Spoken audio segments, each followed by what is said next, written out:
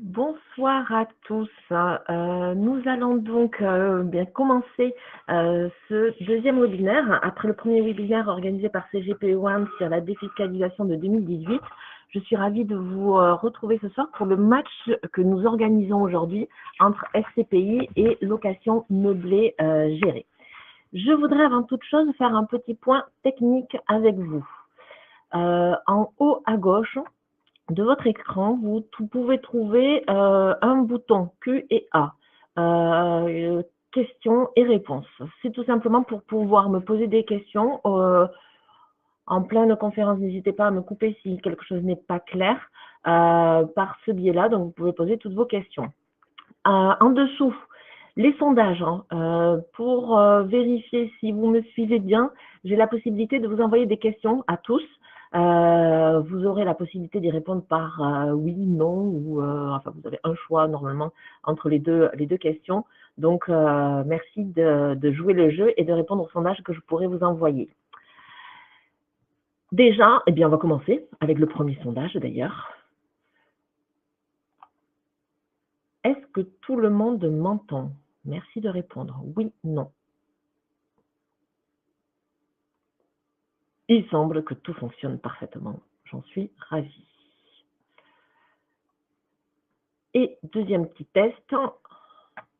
Est-ce que tout le monde voit mon écran où il y a écrit LMNP versus SCPI? Petit préambule pour être sûr que tout se passe bien. OK. Eh bien, tout semble correct. Nous allons donc pouvoir commencer tranquillement cette présentation. Pour ceux qui ne nous connaissent pas, CGP One est un cabinet de conseil en gestion de patrimoine créé en 2003. Nous avons nos bureaux à la fois sur Toulouse et en région parisienne. Nous sommes aujourd'hui une quinzaine de personnes, dont 8 conseillers prêts à vous accompagner dans vos projets. Nous avons un site internet gestiondepatrimoine.com qui est notre vitrine. N'hésitez pas à l'utiliser. Il nous sert à nous faire connaître notre métier, le cabinet, et vous y trouverez toutes sortes d'informations, aussi bien pratiques que théoriques. Et une petite vidéo, de BFM Immobilier qui a été faite ces quelques jours, qui présente le cabinet et puis quelques points sur l'assurance vie. Elle est très intéressante, n'hésitez pas à la consulter. Notre métier, c'est avant tout finalement répondre à vos objectifs, trouver une solution à vos problématiques, qu'elles soient donc de l'ordre de la création du patrimoine, du développement du patrimoine, pour obtenir des revenus complémentaires pour votre retraite, pour anticiper une transmission à vos proches. Nous sommes là pour vous accompagner d'une approche économique, juridique et fiscale qui permet de répondre au mieux à vos attentes. Pour ce faire, notre métier, finalement, se déroule en 3 phases, on va dire. Le premier, c'est avant tout une notion de conseil. Le bilan patrimonial est pour nous la clé de voûte de la relation avec notre client. Lorsqu'on leur rencontre quelqu'un, avant toute chose, nous faisons une analyse de cette situation, que ce soit d'un point de vue personnel, professionnel ou de ce dont il détient. Que ce soit immobilier, financier, etc. On essaie d'avoir la vision le plus large possible de cette situation. Ensuite, on va faire un point sur ses objectifs. On va essayer de définir avec lui des objectifs assez clairs. Et puis un point également sur les moyens que nous avons à disposition pour atteindre ces objectifs. Une fois que nous aurons réalisé ces deux points, l'analyse et la reprise des objectifs et des moyens, on va pouvoir tout simplement vous apporter des préconisations, des conseils pour pouvoir réaliser vos objectifs. Une fois que la stratégie théorique a été définie ensemble, nous allons pouvoir donc mettre en place les solutions. Donc nous allons pouvoir mettre en place les solutions, qu'elles soient d'ordre juridique, que ce soit un testament, une donation, ça peut être d'ordre financier, un PEA, une assurance vie, ou immobilière, SCPI, LMNP, ce dont on va parler aujourd'hui, ou même des lois particulières de défiscalisation. Et puis, ces 2 phases n'auraient pas de sens s'il n'y avait pas un suivi.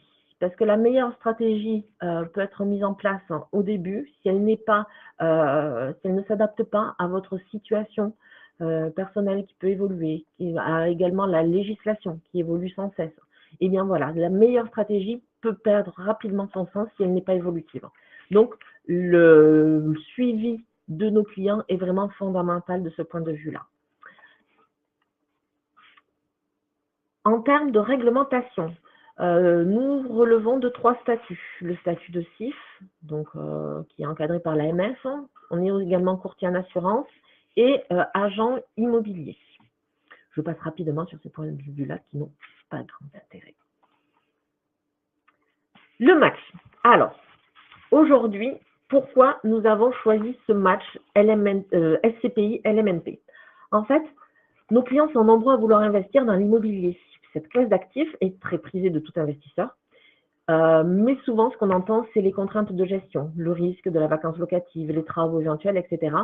Et tout ceci constitue des freins importants à l'investissement immobilier. Le match que nous vous proposons aujourd'hui porte donc sur des solutions qui bénéficient d'une délégation totale de gestion. Vous investissez dans l'immobilier, mais ce n'est pas vous qui subissez les contraintes du quotidien.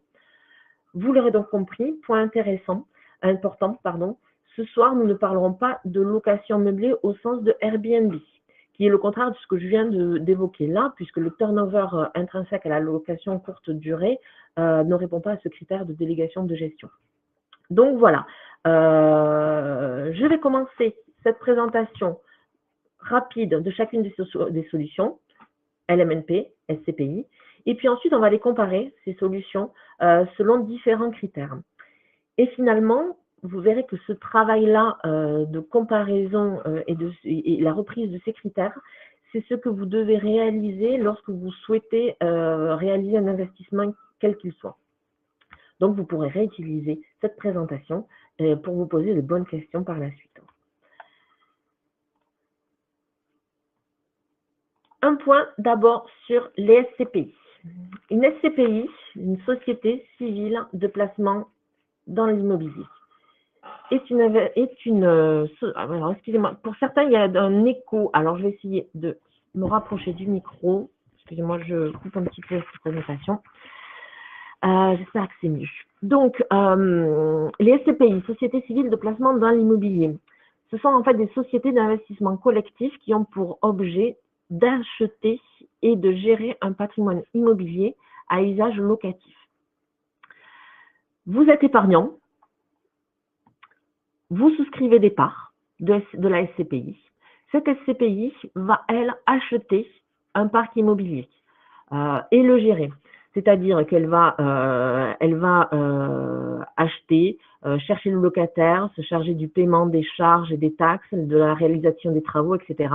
Et ensuite, cette SCPI va vous donc reverser des loyers qui sont du coup nets de toute charge pour vous.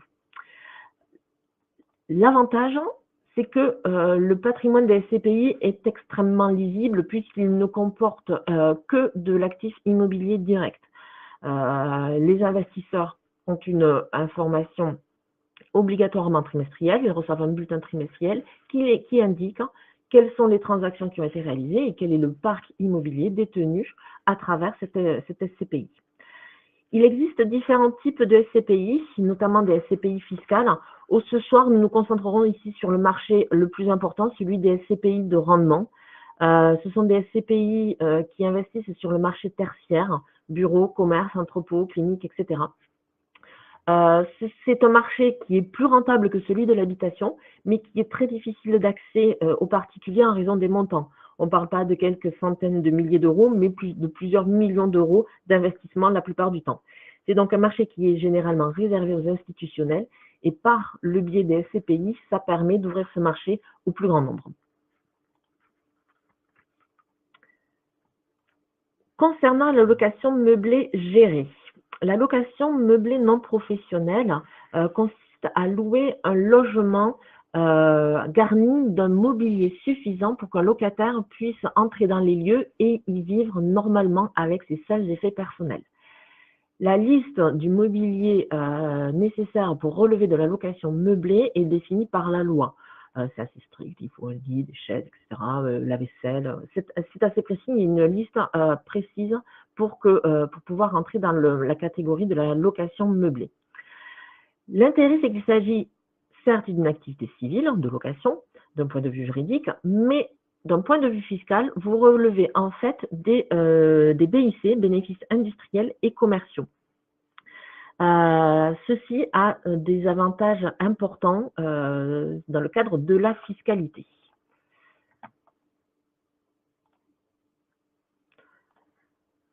La location meublée gérée plus particulièrement, ce dont je vous parlais tout à l'heure, vraiment l'idée c'est de déléguer la gestion.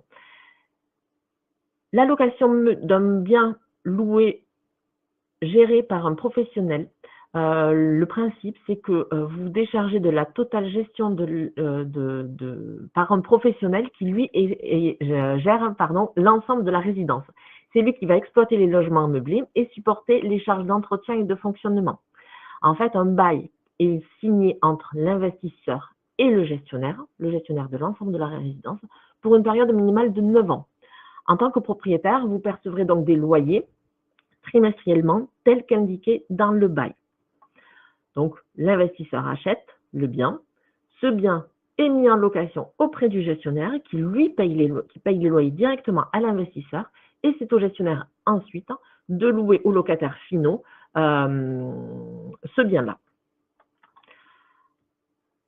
En fait, pour relever du régime de la TVA, qui a un intérêt, puisque en location meublée non professionnelle dans une résidence gérée, vous avez la possibilité de récupérer la TVA. C'est très intéressant.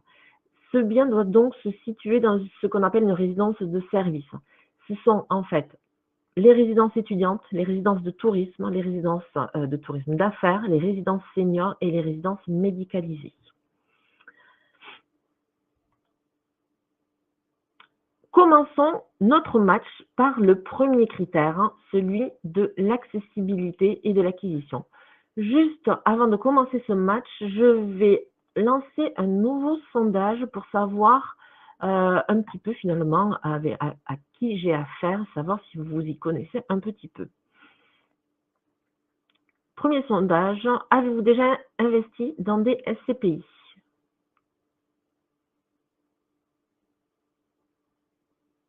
Les réponses sont assez partagées.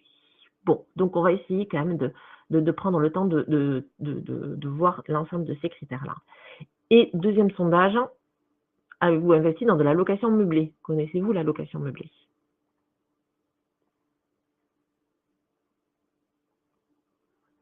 Pareil, très partagé. Bon. Eh bien, très bien. Bon, ben, on essaiera d'aller dans le détail de chacune de ces solutions-là. Et pareil, n'hésitez pas à me questionner par le bouton que vous avez en haut à gauche de votre écran. Donc, premier critère de notre match, l'acquisition, l'accessibilité du marché des SCPI et du marché de la location gérée. Les SCPI, comme on l'a vu, vous achetez des parts. L'acquisition de parts des SCPI est donc relativement simple, et c'est l'intérêt aussi, c'est que tout est fixé par la loi. Le prix, l'est notamment. En effet, la société de gestion fixe le prix de la part à plus ou moins 10% de la valeur de reconstitution de son patrimoine. La valeur de reconstitution, c'est la valeur de son patrimoine immobilier expertisé, puisque c'est une valeur qui a été expertisée par un indépendant. Et cette valeur de reconstitution, la valeur de l'immobilier, on rajoute le coût de l'acquisition, tout ce qui est frais de notaire, recherche des fonciers, des choses comme ça. Tout ceci constitue la valeur de reconstitution. Eh bien, le prix de la part doit être à plus ou moins 10% de ce prix de l'immobilier finalement détenu. Vu qu'on achète des parts, les minima sont très accessibles. On peut acheter des SCPI, on peut commencer à investir dans des SCPI à partir de 1 000 €. Et autre avantage, c'est qu'on peut ajuster au plus près les besoins de l'investisseur. Je sais que je peux acheter 10 100 €, ben on peut acheter 10 100 €. Donc c'est le gros avantage. Il y a ensuite des frais de souscription qui sont variables en fonction des SCPI. Ça varie entre 8 et 12%. Ces frais de souscription sont à l'initial transparents, puisqu'en fait, ils sont inscrits dans le prix de la part. Si vous achetez une part 100, Dans les 100, il y aura les frais de souscription. Et le revenu, par contre, est calculé sur le 100, donc frais de souscription inclus, ce qui nous permet en fait d'avoir une visibilité du revenu attendu. Il est possible de souscrire les parts de SCPI à crédit. Vous pouvez donc du coup bénéficier du levier fiscal du crédit et les intérêts d'emprunt sont en plus déductibles. Attention toutefois, toutes les banques ne financent pas l'intégralité des SCPI. Donc il faut être vigilant à cela. La location meublée, au contraire, ce n'est pas des parts, mais c'est bien un bien que vous achetez. C'est un appartement. Ou si je prends l'exemple d'une maison de retraite, d'une EHPAD, c'est donc la chambre de la personne qui va y vivre. Donc vous achetez une part, un bien, un appartement, une chambre. Le prix du bien est fixé certes en fonction du foncier, mais également du bail et du niveau de revenu attendu. Les minima d'investissement sont beaucoup plus importants puisque vous achetez un bien. On trouve rarement de quoi acheter à moins de 50 000 euros. Et encore, 50 000 euros, j'ai pris vraiment le minimum du minimum. Et là, pareil, on ne peut pas par contre ajuster. Vous achetez un bien, le prix est indiqué dès le début. Les frais de notaire sont de 2,5 à 8% en fonction que vous achetez dans le neuf ou l'ancien. On me demande à partir de quel montant on peut acheter des SCPI de rendement. Comme je vous disais, on peut acheter une part, on peut acheter 500 euros s'il le faut. Ça a peu de sens, je vous l'accorde, mais en effet, les minima, c'est vraiment une part la plupart du temps. Voilà. Donc, si on résume le critère de l'accessibilité, on le voit, les SCPI sont plus accessibles que la location meublée gérée. Les SCPI, on achète des parts, on choisit le montant, c'est beaucoup plus facile d'accès que la location meublée. En termes de gestion, deuxième critère de notre match, deuxième manche, la gestion. Pour les SCPI, l'investisseur est en fait totalement déchargé de la gestion du parc immobilier. Son rôle se limite à encaisser les loyers, mais également, par contre, on lui demande peut-être une tâche à laquelle souvent il ne participe pas, c'est aller à l'Assemblée générale des associés. Il est en effet associé d'une société, donc il lui sera demandé de participer annuellement à l'Assemblée générale. C'est ensuite la société de gestion de la SCPI qui achète, loue, fait les travaux, paie les charges, etc. La société de gestion est par contre encadrée d'autres organes. Cette organisation est légale. Une société de gestion une SCPI est obligée d'avoir cette organisation-là. Donc d'abord, il y a l'autorité des marchés financiers qui délivre les agréments pour pouvoir réaliser son activité de société de gestion. Il y a ensuite, comme je disais, l'Assemblée générale des associés qui élit les membres du conseil de surveillance, approuve les comptes, etc. Et qui a un vrai pouvoir politique. Une assemblée générale des associés peut demander à changer de société de gestion. Il y a ensuite donc un conseil de surveillance qui contrôle tous les actes de gestion, un commissaire aux comptes et un expert immobilier, que je le mentionnais tout à l'heure, et qui évalue régulièrement les actifs immobiliers.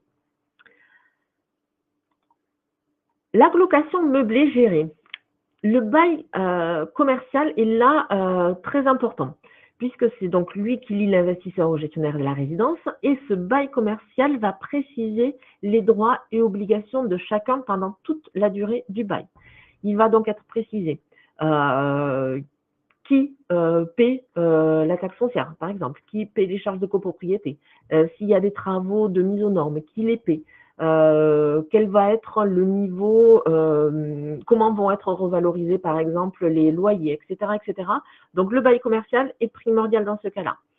Et si le bail est bien rédigé, ben vous allez avoir finalement le moins d'obligations possible et le plus de droits possible. À savoir qu'il faut bien sûr, comme toute chose, une économie équilibrée entre les deux parties de ce côté-là. Donc voilà, donc le bail est vraiment primordial dans un système de location meublée géré. Il faut vraiment faire attention à la rédaction de ce bail et c'est pourquoi nous vous demandons, nous vous conseillons d'être assisté d'un professionnel là-dessus qui connaît les baux commerciaux et qui a la capacité de vous alerter si des clauses peuvent être plus ou moins dangereuses.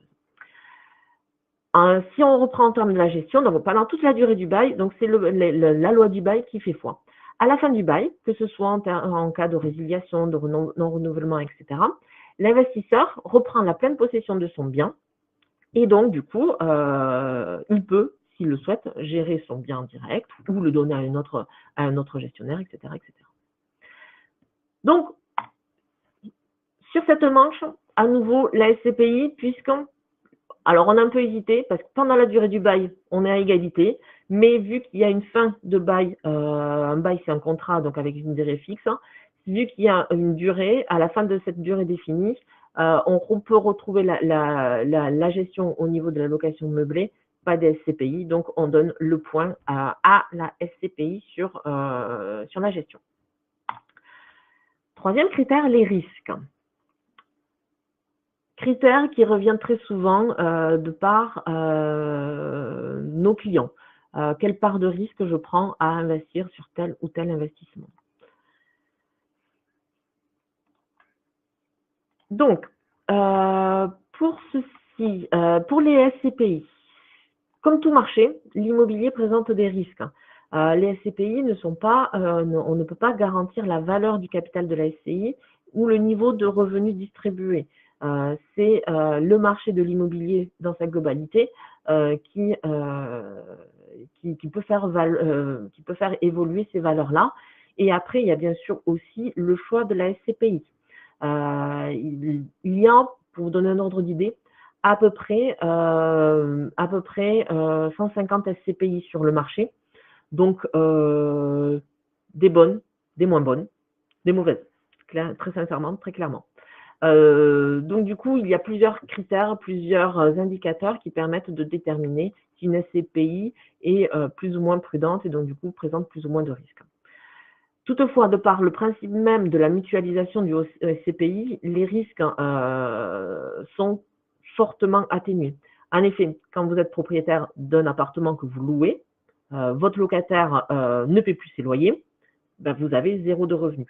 Là, vous n'êtes pas propriétaire d'un bien, mais de plusieurs dizaines, voire de plusieurs centaines. Donc, du coup, si un locataire fait défaut, part, etc., ben, finalement, la vacance locative est diluée dans le reste du patrimoine immobilier. Je me permets de répondre aux 2 questions qui viennent d'arriver. On me demande quel gain on peut attendre dans les 2 cas. Nous allons voir ça un petit peu plus loin. C'est un critère que nous allons bien sûr évoquer et qui est très important. Et je confirme, il y a environ 150 types de SCPI sur le marché. Concernant la location meublée et ses risques, finalement, il y a 2 types de risques. Les risques qui sont portés par le gestionnaire. Il s'agit là, par contre, du risque locatif. Par exemple, une résidence de tourisme. Ben voilà, pendant 2 ans, donc j'ai une résidence de tourisme en montagne. Pendant 2 ans, il n'y a pas de neige. Eh bien oui, je subis un risque locatif. J'ai beaucoup moins de rentrées d'occupation ces 2 années-là. Donc ça, c'est le gestionnaire qui porte ce risque-là.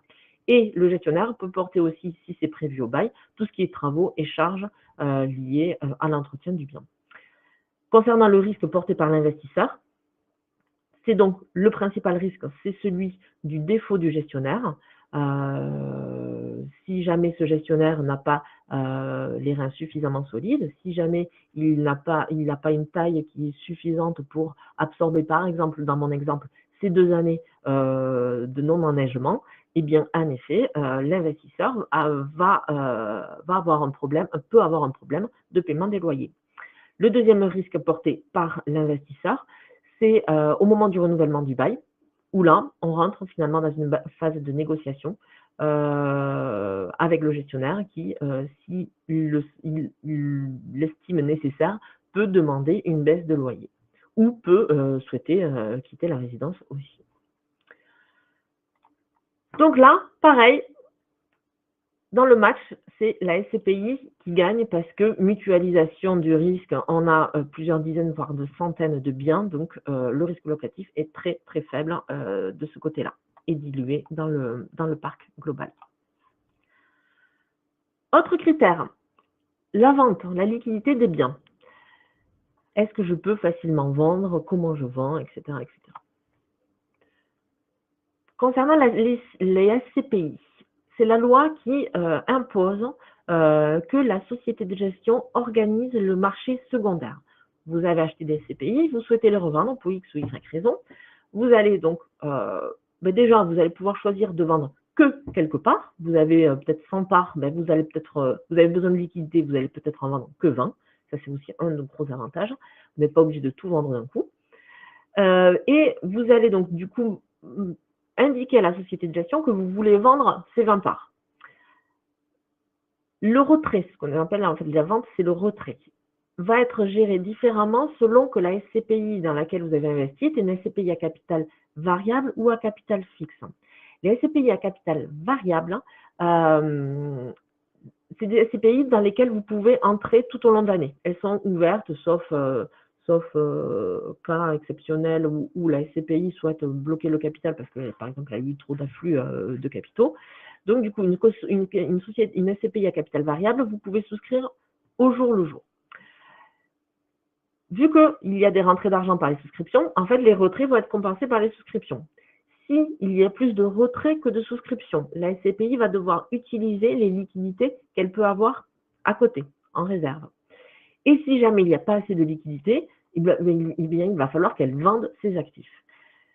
Le prix de vente de ces parts de SCPI, c'est tout simplement le prix de souscription tel qu'il est aujourd'hui au moment de la vente, moins les commissions de souscription qui sont propres à la SCPI.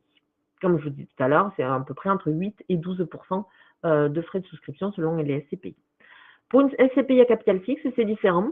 Une SCPI à capital fixe ouvre son capital, ferme son capital, ouvre son capital, ferme son capital, au choix, en fonction des investissements qu'elle souhaite réaliser.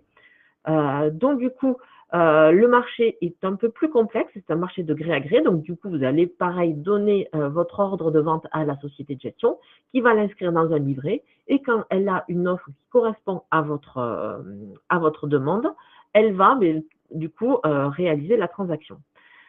Donc, le prix de vente n'est pas fixe, c'est la confrontation de l'offre et de la demande. À noter qu'il y a des droits d'enregistrement sur ces transactions qui sont de 5%.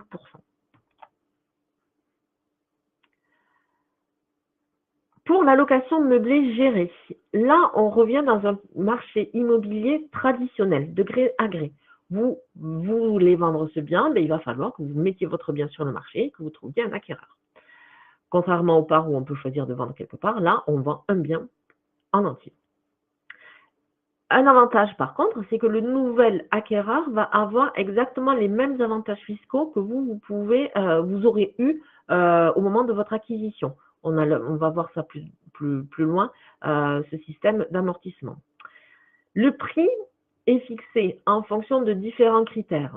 On le voit, c'est la qualité du gestionnaire, un gestionnaire qui est plus ou moins bien noté, connu, important, etc., va faire évoluer le prix du bien. La durée du bail restante, puisque vous allez proposer votre bien à d'autres investisseurs. Les nouveaux investisseurs veulent avoir une visibilité, comme vous avez pu la rechercher. Donc, du coup, s'il reste que 2-3 ans de bail, ça va être plus compliqué que si ils ont 10 ans devant eux à avoir ce bail.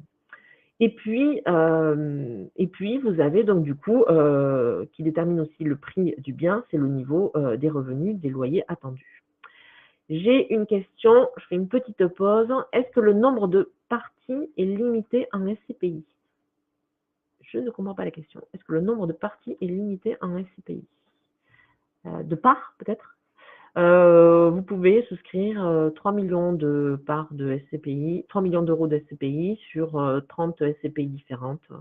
Il n'y a aucune limite, si c'était ça la question. Peut-être vous pouvez préciser.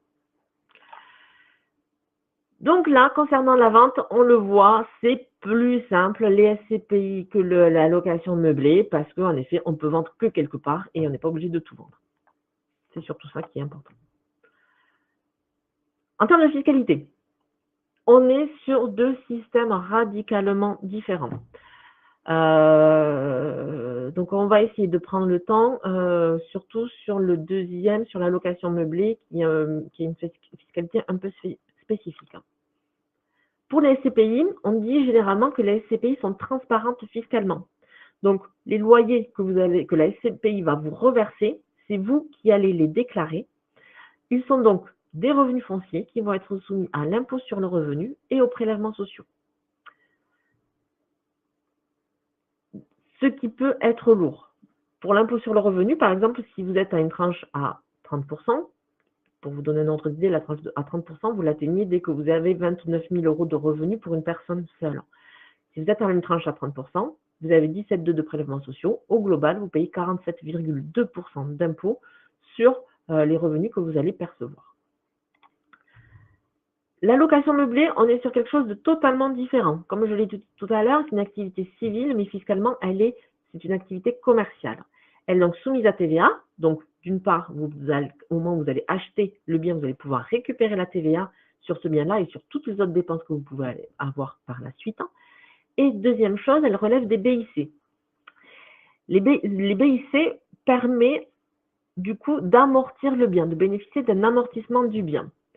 Je prends un exemple. Je suis artisan et j'achète une machine dans le cadre de ma profession. Cette machine, on va considérer qu'au bout de 10 ans, il va falloir que je la change.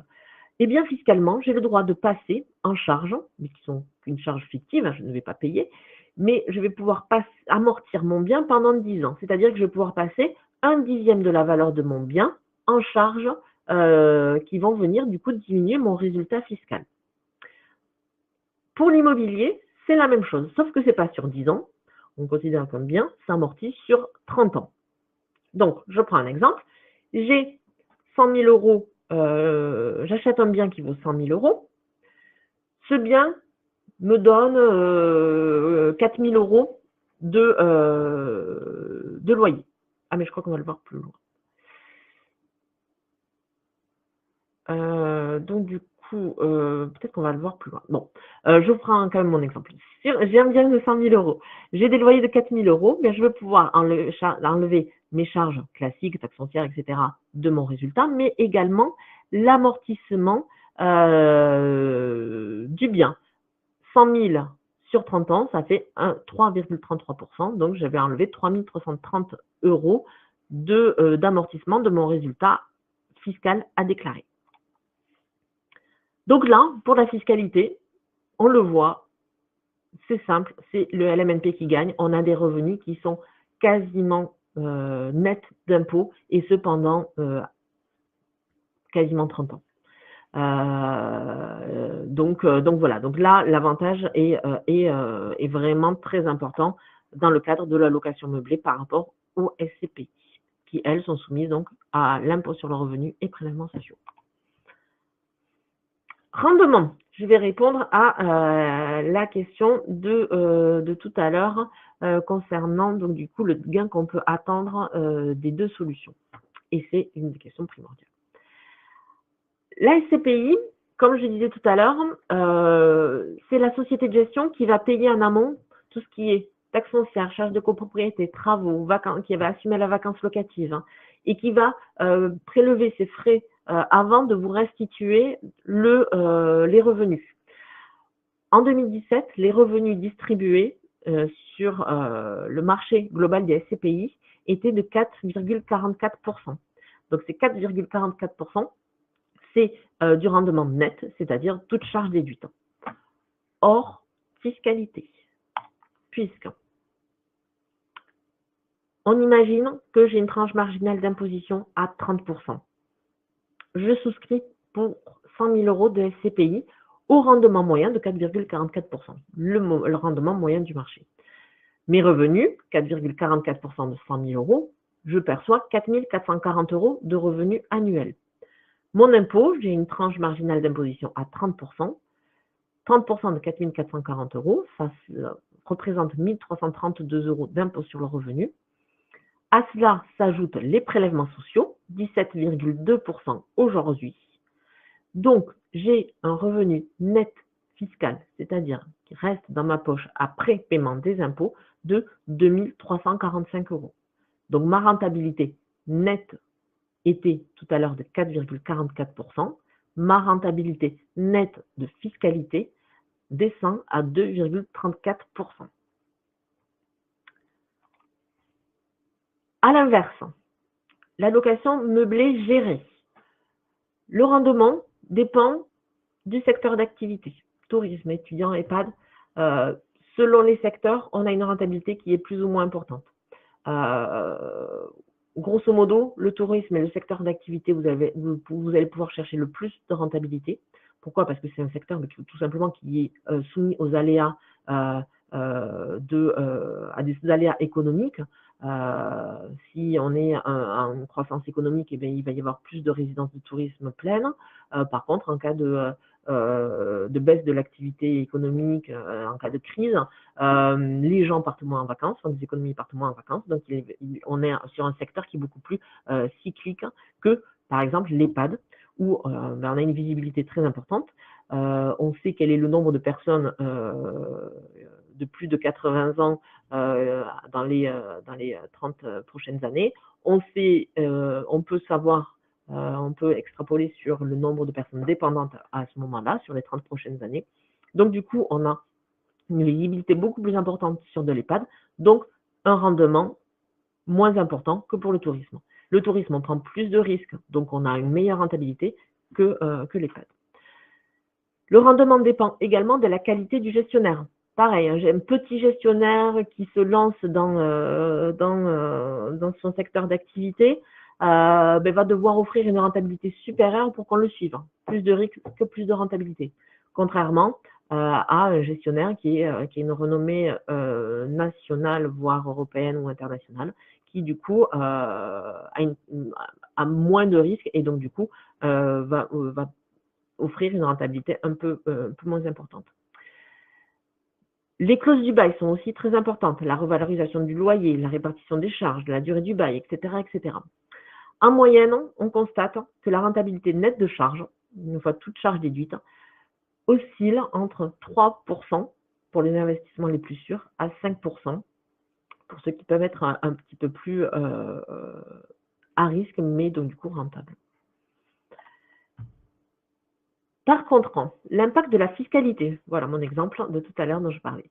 L'impact de ma fiscalité sur la location meublée. J'ai la même chose, une tranche marginale d'imposition à 30%. J'achète pour 100 000 €, frais de notaire inclus. J'ai un rendement de 4 000 € de revenus annuels. Et j'en imagine que j'amortis mon bien sur 30 ans. Donc mes revenus, 4 000 €. Selon le bail, j'ai juste la taxe foncière qui est à ma charge, donc du coup, je peux déduire les 400 € de chaque taxe foncière que je paie. Et du coup, je vais pouvoir amortir mon bien. 100 000 € sur 30 ans, je peux amortir 3 330 € par an pendant 30 ans. Mon revenu imposable, 4 000 moins 400 moins 3 330, mon revenu imposable n'est que de 270 €. Donc la fiscalité, impôt sur le revenu et prélèvements sociaux, 80 €. Mon rendement net est de 3 520 €, donc 3,52% de rentabilité nette de fiscalité. Donc on voit très bien que la SCPI, on a un rendement initial supérieur, mais une fiscalité fait qu'on passe en dessous du rendement que l'on peut attendre d'une location meublée non professionnelle en résidence gérée.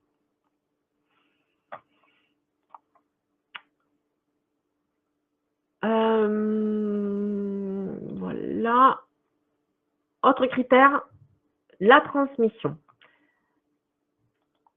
Comment se transmettent ces deux solutions? Les SCPI. Il est très facile de transmettre des SCPI puisqu'on peut transmettre des parts. J'ai 2, 3 enfants, je peux donner quelques parts à l'un, à l'autre, etc. C'est beaucoup plus facile à transmettre dans le cadre d'une famille où il y a plusieurs enfants. Les SCPI peuvent être donnés en pleine propriété et peuvent être également démembrés. On peut donner la nue propriété uniquement des parts à ces enfants, et eux deviendront pleinement propriétaires à mon décès. Donc du coup, je donne la nue propriété, je suis usufruitier, donc je continue à percevoir mes revenus, et à mon décès, ce sont donc mes enfants qui deviendront pleins propriétaires. Le fait de donner en démembrement permet d'atténuer de façon très importante les droits de succession, puisqu'on donne avec une décote qui dépend de l'âge de l'usufruitier. Il est également possible de donner l'usufruit à ses enfants. En imaginant, j'ai acheté des SCPI il y a 10 ans, et puis là, j'ai mon enfant qui fait des études. J'ai le choix. Soit je le garde dans mon foyer, et donc du coup je garde la demi-part fiscale qui est liée la demi-part qui est liée au fait que je l'ai rattaché à mon foyer. Mais dans ces cas-là, donc du coup, je continue à percevoir mes loyers, et je dois lui donner de l'argent pour qu'il puisse payer ses études. Il y a la possibilité de détacher cet enfant et de lui donner temporairement ses revenus. On imagine que je n'ai pas besoin de ces revenus-là. Au contraire, c'est lui qui en a besoin pour payer ses études. Et lui n'a que ça comme revenu. Donc, il vaut mieux que ce soit lui qui les paye, lui qui les reçoive, lui qui soit fiscalisé dessus. Et par contre, dès qu'il aura fini ses études, donc la donation peut être uniquement temporaire, sur 5 ans, sur 10 ans, on le détermine. Et une fois que ce démembrement se sera arrêté, au bout des 5 ans, des 10 ans, je récupère moi mes revenus. Et c'est peut-être là où j'en aurai besoin, parce que ça peut correspondre aussi à mon besoin de revenus complémentaires pour une retraite éventuelle. Donc voilà, donc il peut y avoir plusieurs phases. Je suis plein propriétaire. Je donne l'usufruit à mes enfants le temps de leurs études, par exemple. Je récupère les revenus pour ma retraite. Et puis, après, je peux leur transmettre la nue propriété pour pouvoir optimiser ma transmission. Donc, les SCPI sont d'un grand intérêt dans le cadre de la transmission d'un patrimoine. Par contre, un petit flou sur le fait de donner. Comment on donne des SCPI? Certaines sociétés de gestion imposent que l'on passe par notaire. Qui dit notaire dit frais. D'autres SCPI considèrent qu'elles peuvent faire l'objet d'un don manuel auprès de l'administration et doivent être juste enregistrées auprès de l'administration fiscale, ce qui diminue de façon assez intéressante les coûts. Petite pause, j'ai une question. Combien de temps durent les avantages de la LMNP et ceux des SCPI? Est-ce la même durée?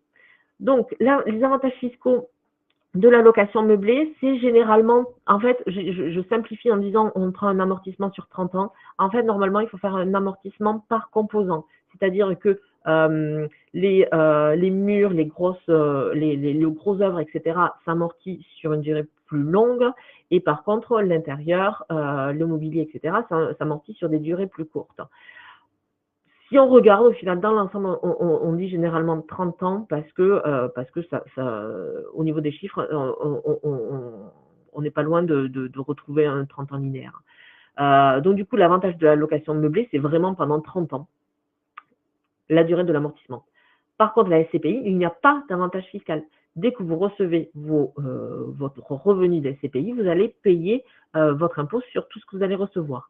Par contre, à noter que si vous avez fait un crédit, les intérêts d'emprunt que vous avez payés que vous payez pour la souscription de ces SCPI, ces intérêts d'emprunt sont déductibles des revenus. Donc, je ne sais pas si on peut parler d'avantage fiscal au niveau de la SCPI, mais en tout cas, on a donc du coup la durée du crédit, ou au moins le début du crédit, puisque c'est là où il y a le plus d'intérêts d'emprunt, qui permet donc d'avoir une baisse de la fiscalité. Les frais de donation temporaire d'usufruit. Oui, il y a des frais, puisque là, pareil, la plupart du temps, nous conseillons de passer devant un notaire pour ce type d'opération. Donc, ce sont les frais de notaire.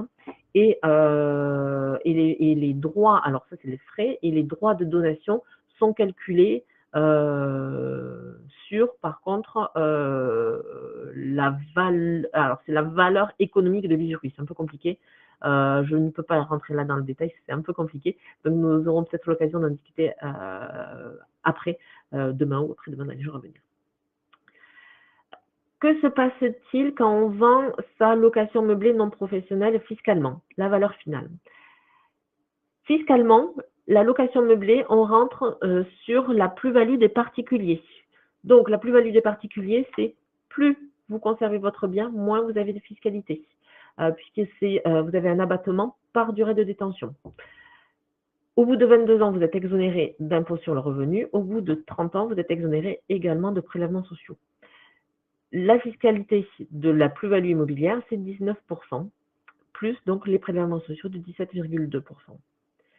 Quant à la valeur de son LMNP, eh bien ça, tout dépend, donc, comme je disais, du bien que vous avez, du bail que vous avez, etc. etc. Voilà.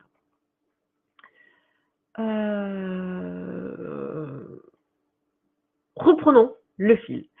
Donc, on était sur le critère de la transmission des SCPI. Donc, du coup, voilà, comme je disais, quelque chose de très intéressant au niveau de la transmission.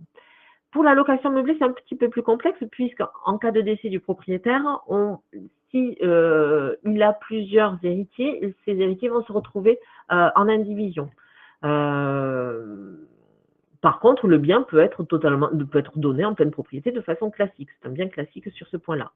Il y a juste un flou au niveau de la donation en démembrement. Si on donne la nue propriété uniquement d'une location meublée, là, il y a un petit flou puisque on ne sait pas en fait qui a le droit d'amortir le bien. Je suis propriétaire d'un bien que j'ai mis en location meublée. Je le donne à mes enfants en nue propriété. Je conserve les revenus. Sauf que, a priori, la loi, enfin en tout cas l'administration fiscale aujourd'hui, considère que l'amortissement, ce sont les nus propriétaires qui doivent l'appliquer et pas les usufruitiers. Or, c'est moi qui touche les revenus, donc c'est moi qui devrais diminuer mon revenu imposable. Donc, du coup, il y a un petit flou là-dessus. C'est pas encore réglé. Il y a du contentieux administratif en cours sur ces points-là. Et là, par contre, la donation doit être absolument enregistrée devant le notaire.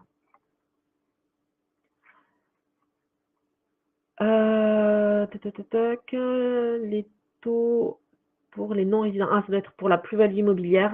C'est la même chose. Si le bien est en France, les non-résidents sont soumis à la même fiscalité que les résidents.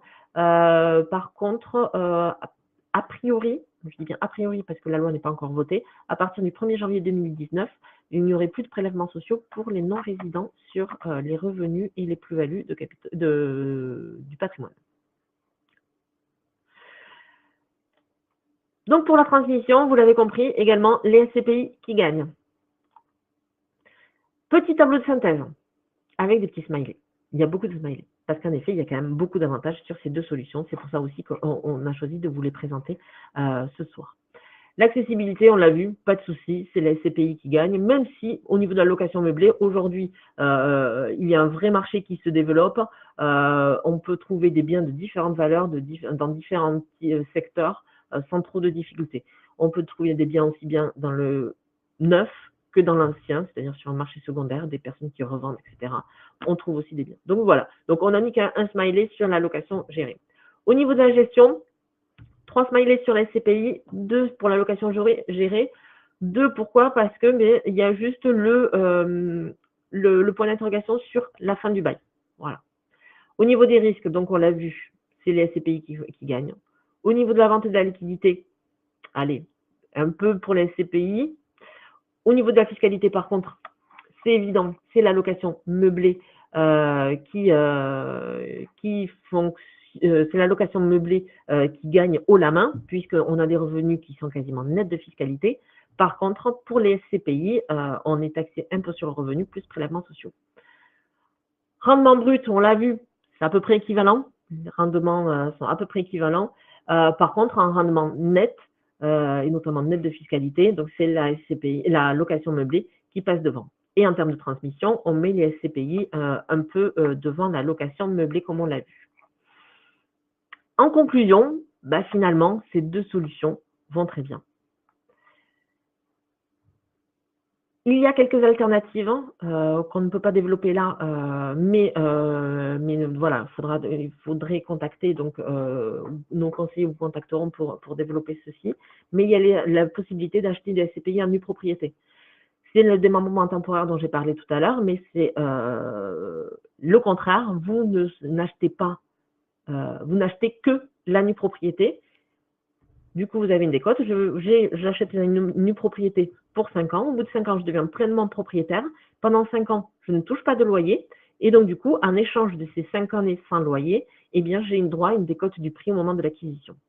Donc ça, c'est une des alternatives. Donc du coup, pendant les 5 ans, je n'ai pas de revenus, donc je n'ai pas de fiscalité. Ça pallie au principal inconvénient qu'on a vu tout à l'heure. Et autre alternative, les OPCI spécialisés en résidence gérée. C'est en fait le cumul des deux solutions. Vous avez la fiscalité de la location meublée et vous avez la gestion des SCPI. Donc vous achetez des parts, ces parts dans une société qui, elle, va acheter en fait des biens dans des résidences gérées. Donc vous cumulez finalement les deux avantages. Vous voyez, au final, il n'y a pas de solution parfaite. Il y a uniquement la solution qui vous convient selon les critères qui vous sont le plus importants, selon votre situation à ce jour.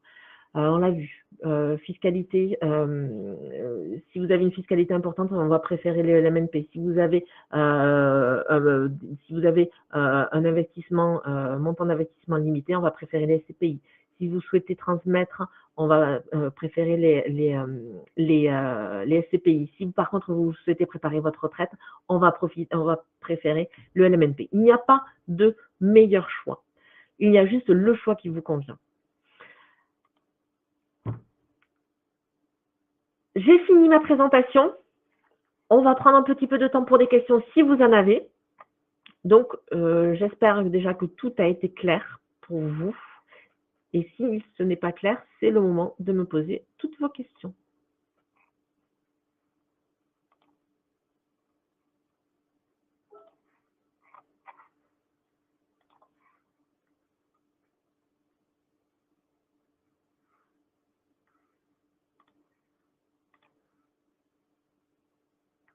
Pas de questions.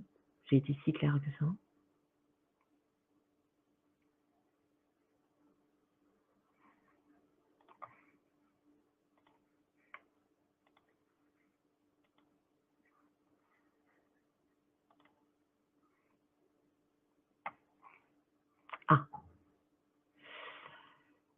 Ah. Alors, une question. Les droits de mutation sont-ils déductibles dans le LMNP? Alors, les droits de mutation dans le LMNP. Les mutations, je pense que c'est les frais de notaire dont vous parlez.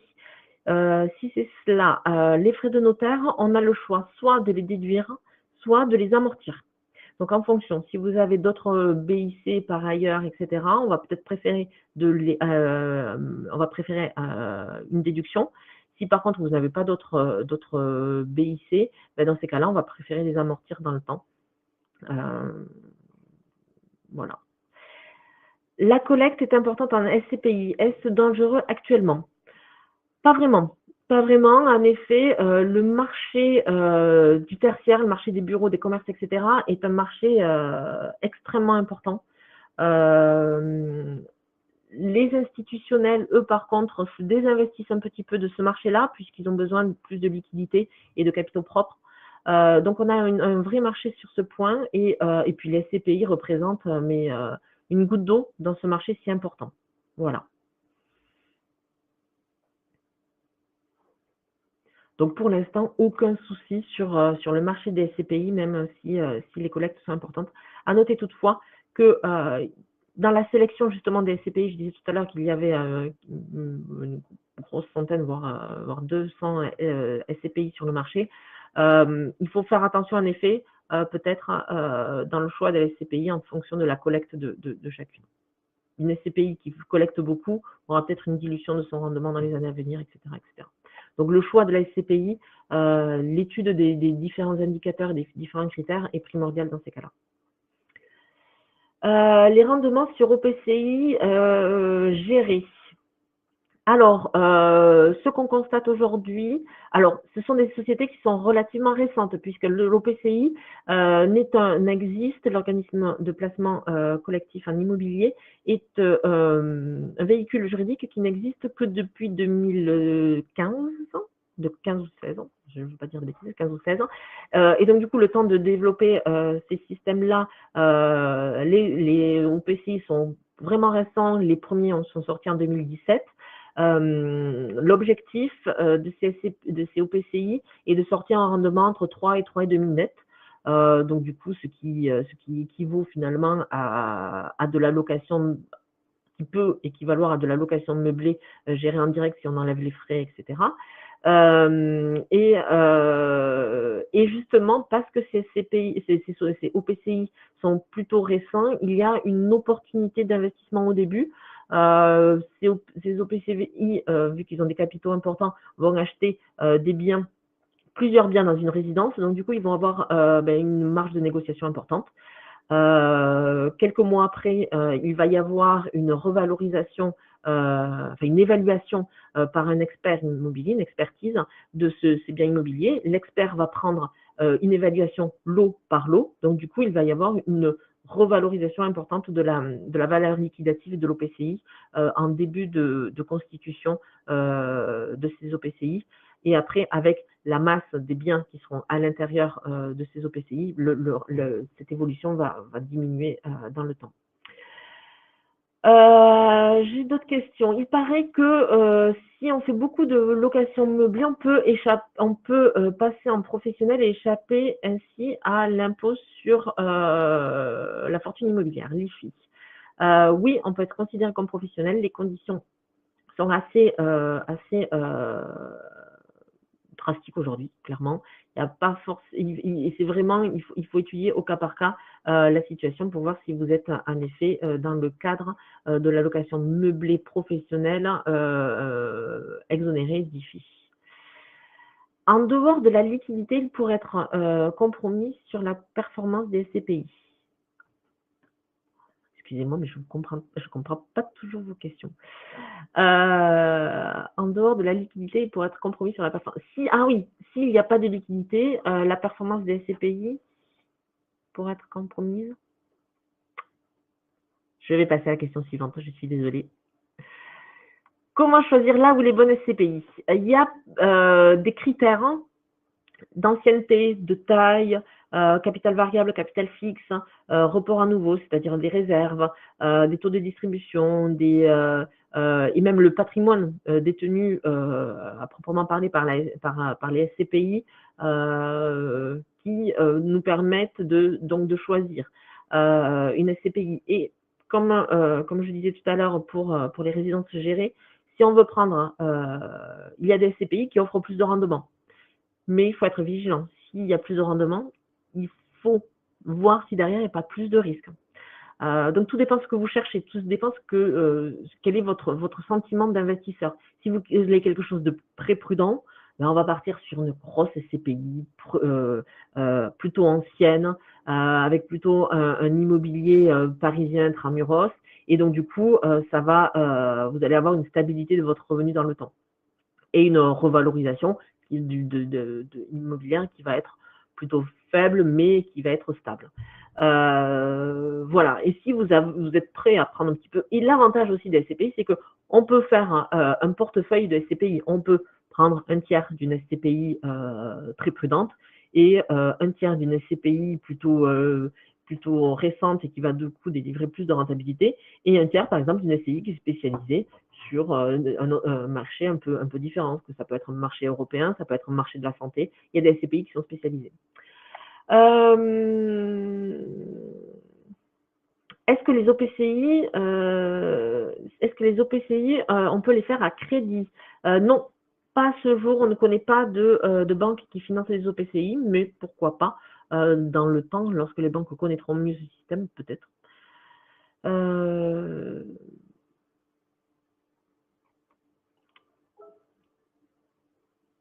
Le manque de liquidité des SCPI est un problème potentiel. Ah,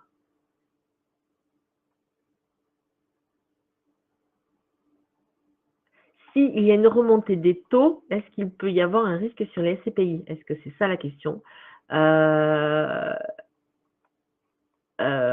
Oui, c'est ça la question. Donc s'il y a une remontée des taux, alors s'il y a une remontée des taux, c'est vrai qu'il va y avoir une question. On imagine, hein. Donc, on a vu tout à l'heure que les SCPI nous donnent des taux de rentabilité net de fiscalité aux alentours de 2,5. Ben, la question va se poser, j'ai 100 000 euros. Si les taux d'intérêt augmentent, ça veut dire que tout ce qui est obligataire, etc., va délivrer des coupons, des intérêts plus importants. Donc du coup, il est possible en effet que du coup, on délaisse les SCPI pour ce type de secteur. Mais comme je disais tout à l'heure, les SCPI, c'est un marché très faible sur le marché plus global de tout ce qui est bureau, commerce et du marché tertiaire. Donc du coup, je ne pense pas qu'il y ait une influence d'une remontée de taux sur le marché des SCPI.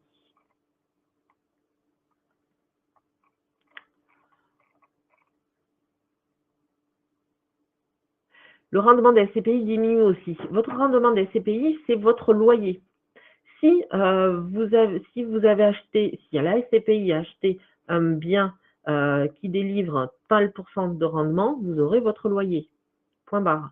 Après, tout dépend de l'inflation. C'est plus ça qui pourrait impacter. Si les loyers des SCPI qui sont redistribués ne sont pas revalorisés au même niveau que l'inflation, en effet, c'est une perte dans le pouvoir d'achat possible. Mais ça, ces éléments-là, on l'a dans tous les marchés immobiliers, quel que soit le secteur immobilier. Et l'immobilier est aussi un vecteur de protection contre l'inflation, puisque quand on a des loyers, on a toujours une revalorisation du loyer dans n'importe quel bail. Donc que ce soit de l'habitation, du tertiaire, etc., on a une revalorisation de loyer, un indice qui permet donc du coup de limiter l'impact de l'inflation sur les revenus que je vais tirer de cet investissement-là.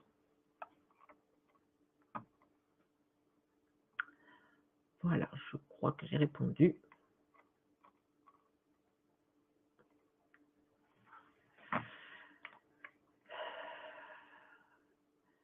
Alors, il est 19h34.